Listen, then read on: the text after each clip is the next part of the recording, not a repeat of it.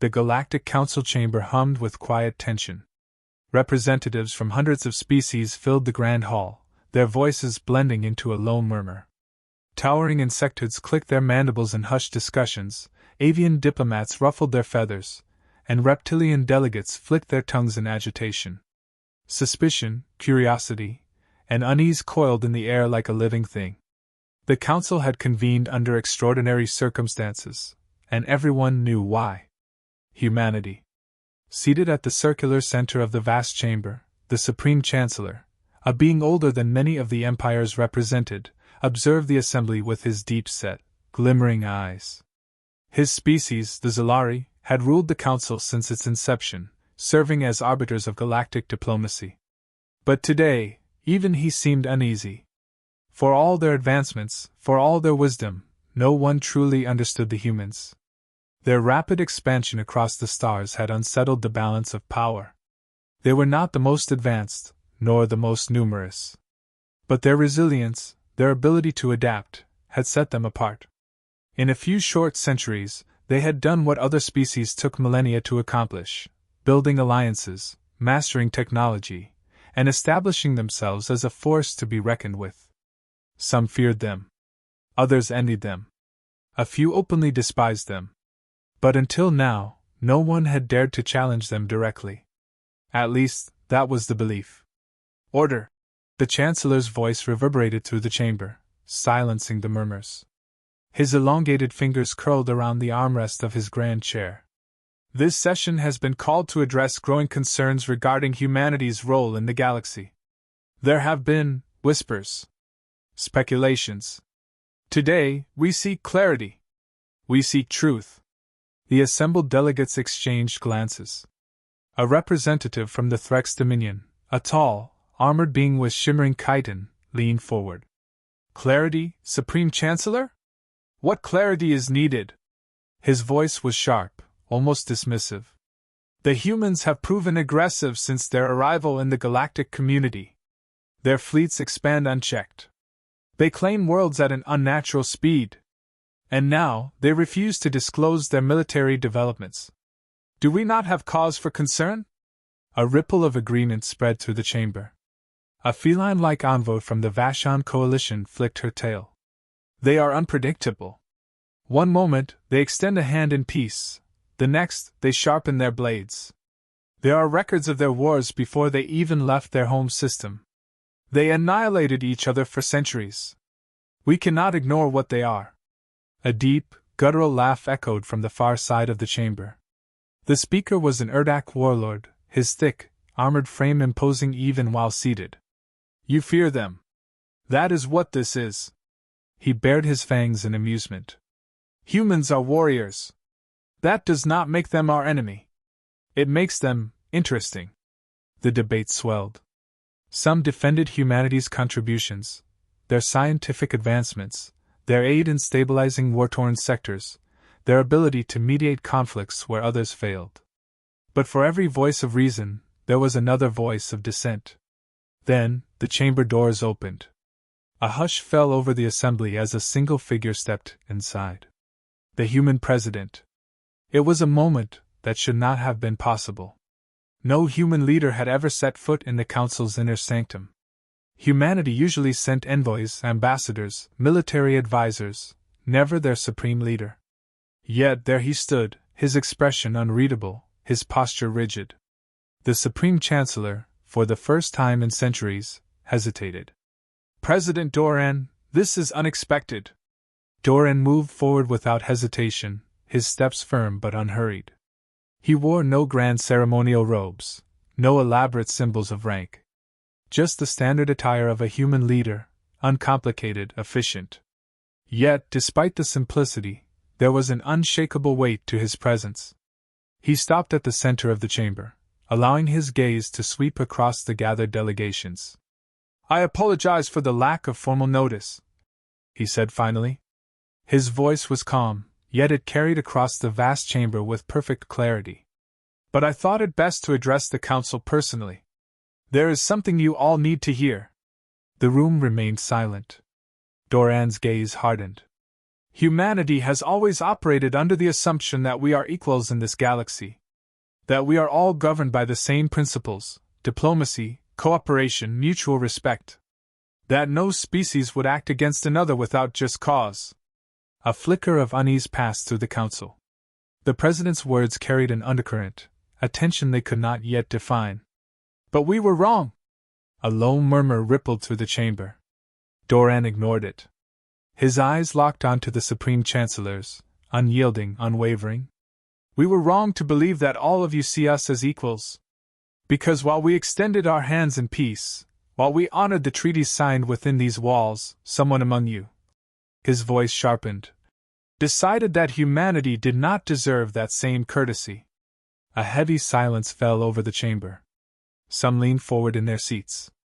Others glanced at one another, confusion and concern spreading like wildfire. Doran continued. There was an attack. An act of war against my people. His voice did not rise, but the weight of his words sent a chill through the room. A strike against a human colony. Civilians. Families. Men, women, and children slaughtered in the dark, their homes burned to the ground. The Supreme Chancellor stiffened. President Doran, if such a thing occurred, the Council would have been informed. Doran cut him off with a single word. No. The air in the chamber seemed to freeze. No, you wouldn't have been informed. Because it was meant to be a secret. A quiet war. A message sent in the shadows to remind humanity of its place. And those responsible? He looked around, searching the faces of those who sat in silence. They believed we would never find out. A shudder of realization passed through the assembly. Accusations flickered in the eyes of rival factions, some already shifting blame before the full truth was even known. Doran let the silence stretch. He let the weight of his words settle into the bones of every being present. Then, he reached into the folds of his jacket and retrieved a small, unassuming device. He pressed a button. A projection sprang to life above the chamber, a holographic display of destruction. Burning cities. Scorched earth. Human ships desperately fighting a battle they were never meant to win. And the enemy, unmistakable, undeniable. Gasps echoed across the chamber. Some stood, their bodies rigid with shock. Others recoiled in horror. The evidence was irrefutable. Doran let the footage play for several more seconds before he deactivated the device. He looked upon the council, now drowning in stunned silence. You attacked our home, he said quietly. The words rang out like a death knell. The silence that followed was absolute. No murmurs, no shifting, no whispers of protest. The weight of the accusation hung heavy in the air, pressing down on the gathered representatives like a crushing force. The Supreme Chancellor, for the first time in his long tenure, appeared shaken. His gaze flickered to the other council members, searching for a response, but found only stunned faces. President Doran stood unwavering in the center of the chamber, his expression unreadable. He had delivered the truth with cold precision, and now, he let it sink in. Seconds stretched unbearably as the council processed the revelation. It was not an accusation flung recklessly. It was a statement of fact, backed by undeniable proof. The first voice to break the silence was laced with panic. This is impossible. The Threx Dominion representative, the same one who had earlier called for restrictions on humanity's expansion, rose from his seat. His mandibles clicked as he forced composure into his voice. The Galactic Council does not sanction acts of war against its members. If such an attack occurred, it was not by our order. Surely, there is a misunderstanding. Doran's gaze snapped to him. A misunderstanding? His tone carried no anger, only the sharp edge of restrained fury. The footage does not lie. Our people were massacred. Entire colonies erased. The message was clear. Someone wanted to remind us of our place in this galaxy. You expect me to believe that an operation of this scale, involving fleets, logistics, and precision strikes, went unnoticed by all of you? Another representative, a wiry amphibious being from the Valari Consortium, interjected with forced calm. President Doran, if what you say is true, we must investigate. This is not the way of the Council. If a faction acted outside the law, they must be exposed. Doran exhaled sharply, shaking his head. Investigate? He let the word hang in the air, cold and unimpressed. We spent the last 2 years investigating. 2 years gathering evidence, tracking the movements of the fleets responsible, decoding the transmissions they tried to bury. We already know who did this. We came here not for permission to investigate but to expose the truth you all tried to ignore. The chamber erupted. Some species reacted with outrage, others with disbelief. A few, Doran noticed, remained silent, their expressions carefully neutral, too careful. He had spent years dealing with politicians and warlords alike. The guilty always reacted first with feigned ignorance. The truly powerful let others do the panicking for them. Doran raised his hand, and the noise cut off. You want names? His voice was sharper now. Fine. We traced the fleet signatures. We decrypted the orders. The architects of this atrocity were not unknown raiders or rogue warlords. It was the Ralvec Imperium. Gasps rippled through the chamber. The Ralvec representative, a sleek, towering figure with dark, chitinous plating, stood abruptly. His black eyes flared with alarm. This is absurd. A fabrication. The Imperium had no hand in this. Doran did not flinch.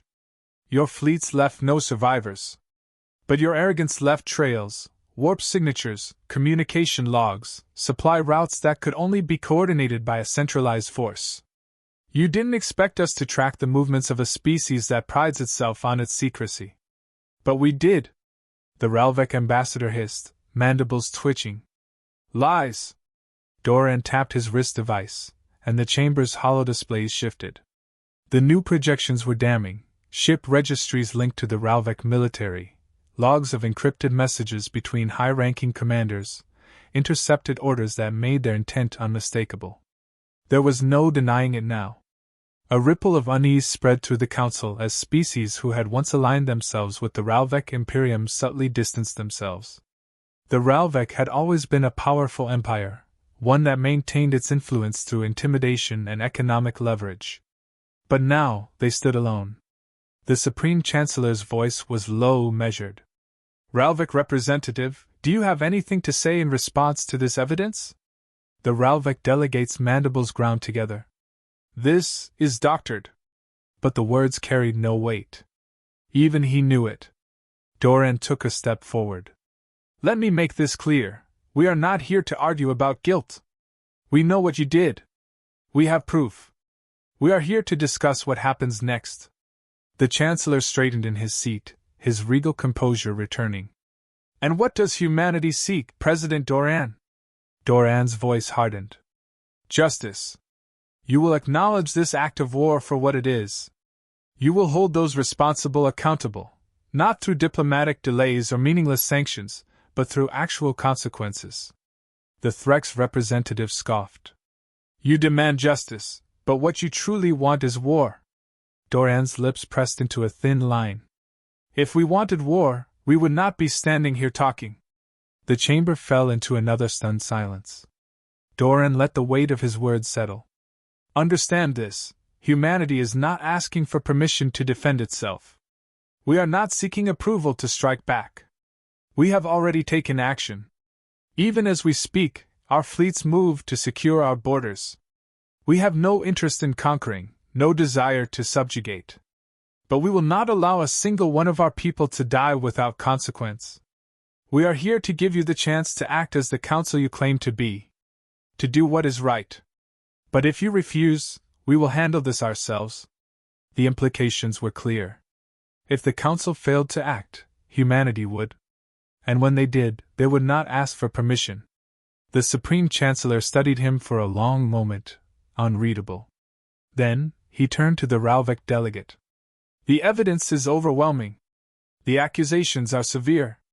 The Imperium will be given the opportunity to respond in full, but understand this, if you are guilty, you will not be protected by this council. The Ralvec ambassador seethed. His empire had power, but it was built on the illusion of invulnerability. That illusion had just been shattered. Doran looked at the gathered council members, scanning their faces. Some were relieved. Others were terrified. But most of them understood, perhaps for the first time, what humanity truly was. Not conquerors. Not warmongers. But survivors who would never be preyed upon again. Doran's voice carried through the hall with finality. You thought we wouldn't find out. You thought we would bow our heads, accept our losses, and fade into history. You were wrong. And now, the choice is yours. Stand with us, or be remembered as those who stood by while innocence burned. The council chamber, filled with hundreds of species, felt smaller than ever. A heavy silence stretched over the chamber, but beneath the stillness, tensions threatened to boil over.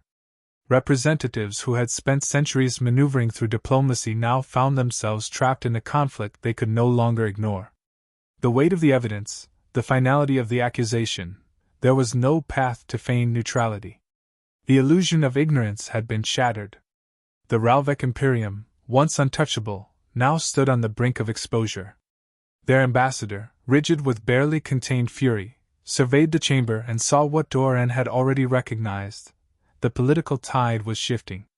Allies who had once relied on the Imperium's strength were now stepping back, unwilling to tether themselves to a sinking power. There would be no rescue. No quiet dismissal of this crisis. Humanity had ensured that. Doran's expression remained unreadable, but the fire behind his eyes was unmistakable. He had delivered his message, and now, the council had a decision to make. Yet before they could speak, he moved again, activating a secondary transmission link. The massive holographic displays shifted once more, revealing something far more unsettling than mere records. Live footage. Gasps rippled through the chamber as a planetary system came into view. Not a recording, this was real time.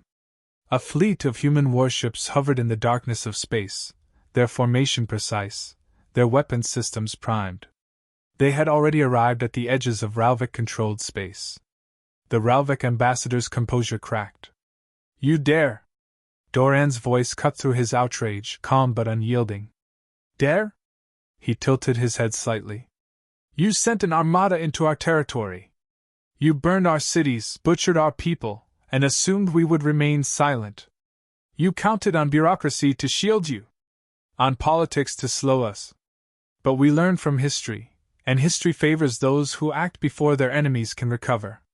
The chamber's attention remained locked on the display, every delegate aware of what they were seeing, an undeniable show of force.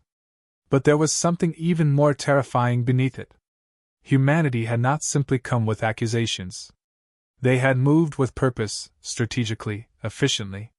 While the council debated, humanity had already prepared its response. Doran turned to the Supreme Chancellor, his gaze steady. For 2 years, we gathered our evidence. For 2 years, we waited to see if the council would acknowledge what had happened. And for 2 years, we found nothing but silence. His voice remained measured, but it carried the weight of every life lost, every family torn apart. We will not wait any longer. The Supreme Chancellor exhaled, his gaze heavy. You expect us to authorize war? Doran shook his head. No. War has already been declared, just not by us. The Imperium made that decision the moment they launched their attack. We are merely ensuring they reap what they have sown. The chamber erupted into overlapping voices. Some called for immediate intervention, others pleaded for de-escalation. But none could deny the reality of the moment. The Valari representative, who had remained neutral until now, finally spoke. If we acknowledge the attack as an act of war, the Council is bound to act. If we do not, we are complicit in endorsing aggression without consequence. His large, amphibious eyes studied Doran carefully. But you already knew that. You forced the decision before we could delay it. Doran did not deny it. The Imperium believed they could control the narrative, that their power would shield them from consequence. We ensured the truth would not be buried beneath politics. Now you must choose whether to uphold the principles this council was founded upon, or prove to the galaxy that it serves only the powerful. The Ralvec ambassador's claws dug into the podium before him. If you attack our space, there will be war. His voice had lost its controlled arrogance. It was now the voice of a cornered animal, one that saw the trap far too late. Doran's response was a single, measured sentence. "Then so be it." The chamber descended into chaos. Some shouted for reason, others demanded immediate action, but Doran remained unmoving. The choice had already been made, whether the council accepted it or not. The Supreme Chancellor raised his hand, and the hall quieted. His gaze flickered between Doran and the Ralvik representative, understanding settling deep within him. The Imperium had been caught, and their only options now were submission or destruction. But the greater question loomed over them all. What would this mean for the balance of power in the galaxy? The Chancellor's voice carried no emotion. "The Council must vote. Either the Imperium answers for its actions, or humanity will settle this without us." He did not need to say what that meant. Everyone already knew. Doran stepped back, arms crossed, as the chamber moved into its final decision. He was not here to beg, nor to persuade. Humanity had done what needed to be done. The galaxy would either stand with them, or watch from the sidelines as they carved their own justice into the stars. The Supreme Chancellor's decree left no room for further debate. The council chambers, once filled with nervous murmurs and half-hidden schemes, now stood on the precipice of a decision that would alter the course of galactic history. No species present could afford to remain neutral any longer. The weight of the moment pressed down on every representative, forcing them to reckon with the stark reality laid before them. The Ralvik Imperium, for all its power and influence, had miscalculated. Their strategy had been built on the assumption that humanity would hesitate, that the Council would smother any attempt at retaliation with bureaucratic delays. But now, with irrefutable evidence displayed before the galaxy's greatest powers, there was no escape. Doran stood unwavering as the voting began. The Council's procedures had been designed to prevent rushed decisions, yet today, hesitation would serve no one. One by one, representatives cast their votes. Some had already aligned themselves with humanity, whether out of genuine support or fear of appearing complicit in the Imperium's crime. Others hesitated, unwilling to abandon old alliances but equally unwilling to stand against a species that had just demonstrated its refusal to be trampled. The Ralvik ambassador, still seething, made his own attempt at salvaging the situation. "If this council values stability, it will recognize that humanity's actions threaten far more than just my people." His voice, while controlled, carried a thinly veiled warning. "You are setting a dangerous precedent, one where a single species can dictate the course of justice through sheer military force." Doran did not so much as blink. "The only precedent we are setting is that genocide will not go unanswered." His words struck with precision, cutting through the last remnants of the Imperium's defense. One of the elder species, a member of the long-seated Zenari coalition, leaned forward, his translucent eyes studying Doran with deep consideration. "And what, exactly, does humanity intend if the Council does not act?" His voice carried no judgment, only curiosity, as if measuring the depth of humanity's resolve. Doran met his gaze without hesitation. "Then we handle it ourselves." It was not a threat. It was a simple, undeniable fact. The voting concluded. The results materialized in the center of the chamber, a clear majority siding against the Ralvik Imperium. The Council, bound by its own decrees, was now forced to act. There would be no diplomatic loopholes, no drawn-out negotiations designed to protect those in power. The Imperium had been condemned by the very system it once manipulated to its advantage. For the first time in the Council's history, a ruling species was formally recognized as an aggressor in an unprovoked act of war. The consequences would be immediate. Sanctions, embargoes, and most importantly, military intervention. The Ralvik fleet would be forced to stand down under the authority of the full Council. But no one was naive enough to believe the Imperium would surrender willingly. The Ralvik ambassador's mandibles clicked in agitation as he absorbed the reality of the situation. His kind had survived by intimidation and strategic maneuvering, never by outright conflict with an enemy who could match their resolve. But humanity had changed the rules. The Imperium's power had always been in the shadows, in quiet dealings and careful betrayals. Now, they were being dragged into the light, forced to face the consequences of their arrogance. Doran allowed a brief moment of silence before delivering his final words. "Make no mistake, this will not be the last time someone tests us. The difference now is that the galaxy knows the answer." He turned, stepping away from the center of the chamber, leaving the weight of his words to settle. The Relvec representative, defeated but still clinging to whatever pride remained, hissed a final warning. "You think you've won today, human? But you have only set the stage for something far greater than you realize." Doran did not even turn to acknowledge him. "We always realize." And with that, humanity stepped into a future where no one would ever dare strike them from the shadows again. The Council's ruling had been made, but the consequences of that decision were only beginning to unfold. The political weight of condemning a major power like the Ralvec Imperium would ripple through the galaxy, reshaping alliances and forcing every species to reconsider where they stood in this new order. For centuries, the Imperium had been feared, their influence unquestioned. Now, they had been branded as aggressors, stripped of their diplomatic immunity, and left to face the consequences of their actions. But no one believed they would submit quietly. Doran stood outside the council chamber, watching as representatives departed in hurried conversations, their aides whispering frantic messages to their homeworlds. Some looked at him with newfound respect, others with fear. But none could ignore what had just happened. Humanity had forced the hand of the galaxy's greatest powers, proving they were not to be dismissed. His personal comlink buzzed. He accepted the transmission with a simple command, and Admiral Callan's voice came through, steady and composed. "We have confirmation. The Ralvec fleet has begun repositioning along their outer systems. They're not retreating. They're consolidating." Doran had expected as much. The Imperium would not willingly cede control, not without one last attempt at salvaging their dominance. "Any sign of movement toward our borders?" "Not yet," Callan replied. "But we're tracking increased activity in their command relays. They're preparing something. If they can't win through diplomacy, they'll try through force." Doran exhaled slowly. It was the natural outcome of the confrontation. The Imperium had never relied solely on words. They had always believed in power. But now, that power had been challenged, and their response would determine the fate of countless worlds. He turned, walking toward the docking bay where his transport waited. The return to Earth would be brief.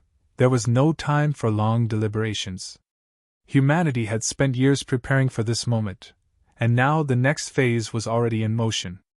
As he boarded, a secure holochannel activated, displaying the faces of Earth's top military leaders.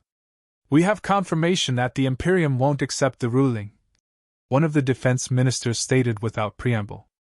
"We're detecting encrypted bursts between their core fleets. They know they're outmatched politically, so they'll try to reframe this as a war for survival.